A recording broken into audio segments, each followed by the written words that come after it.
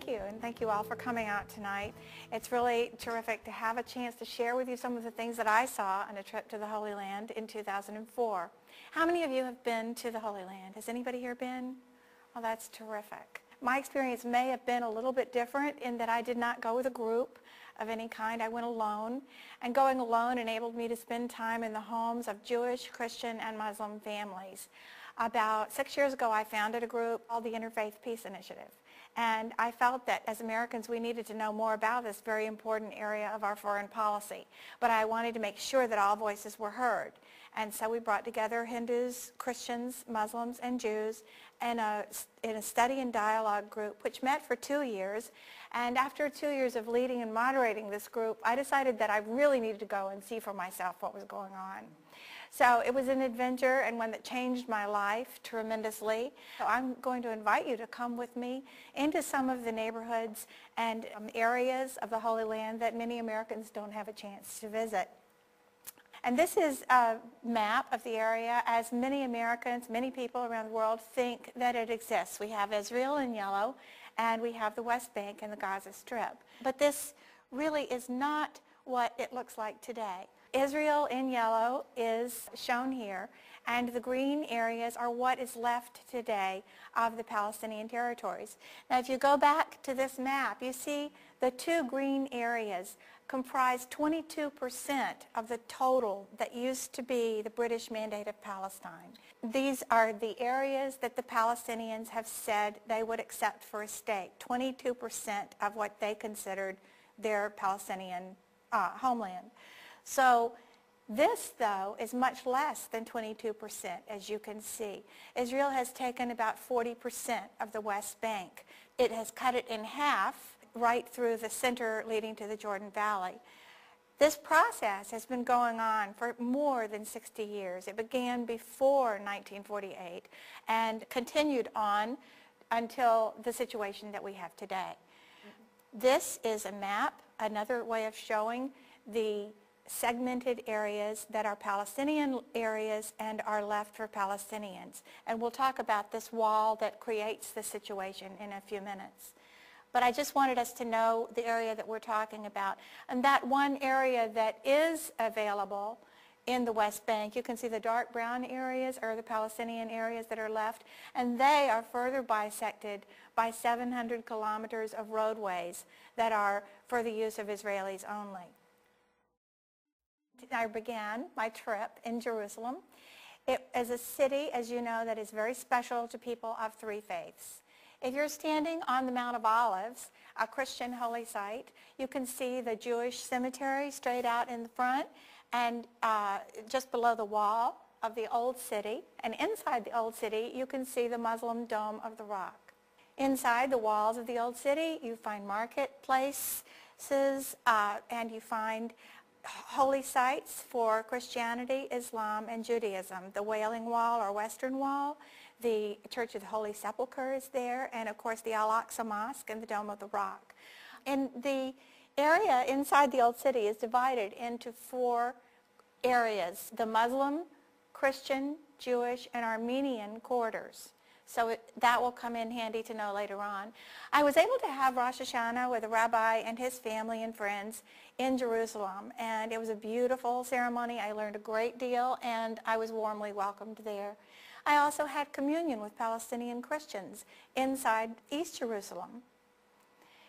When I was in Israel, I felt very keenly the fear that Israelis at the time were feeling as buses pulled alongside the curb, as the cab would be behind a bus. It was very unnerving.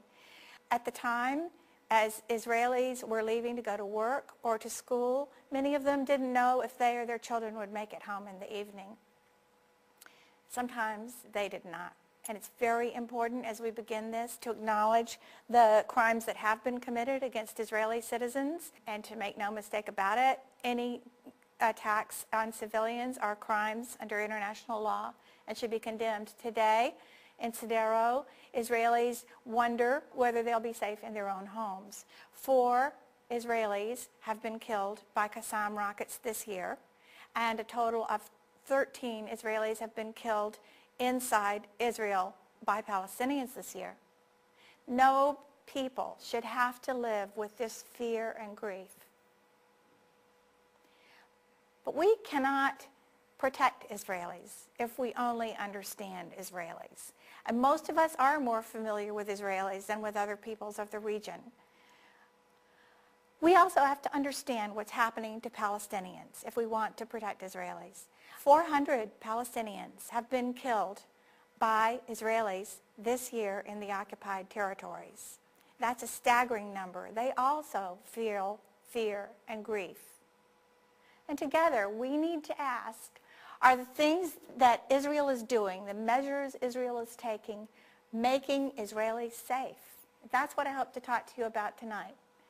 As I mentioned, the holy city of Jerusalem is special to three faiths. The green line is the international border of Israel, the internationally recognized border. Jerusalem is divided into two parts. On the left-hand side is West Jerusalem, which is primarily Jewish, and on the right-hand side is Arab East Jerusalem.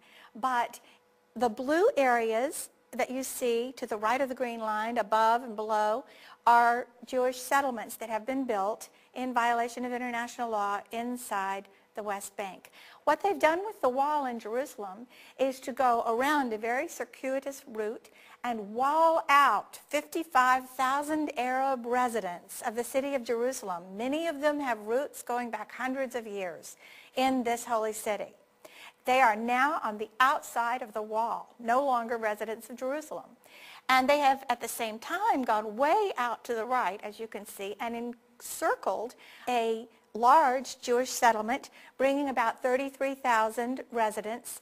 That number is growing every day, inside the city of Jerusalem. Now that area to the right will cut the West Bank in half, and I'll show you that in a moment. Now, why are these illegal?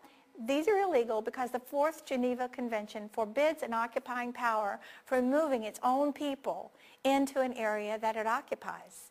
And Israel has moved about 500,000 of its own settlers, its own citizens, into the West Bank in violation of the Fourth Geneva Convention. Now you can see the wall in Jerusalem is cutting the West Bank in half. It extends all the way to the Jordan Valley.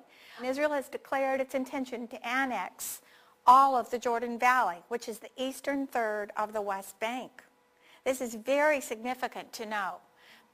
This greater Jerusalem has several purposes. It is to further segment and divide the Arab areas, to get more Arabs out of Jerusalem.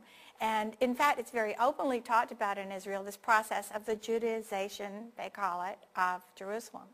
The wall goes right through the middle of this village of Abu Dis. You can see a hospital in the background. The doctors that you see here used to walk across the street and be at the hospital. They lived there because they could tend their patients easily. Now they have to travel more than an hour each way around the wall to reach their patients. Jewish citizens of Israel have moved into Arab neighborhoods of the West Bank, and they have established a very visible presence. They have also moved into this Arab quarter of the old city. As you can see here, the minaret in the back is a mosque. In fact, there is a new Jewish settlement being built in the Muslim quarter of the old city. It's very close to the Dome of the Rock, which is the holiest site in Islam in this region. And it will have a large synagogue that will tower over the buildings there.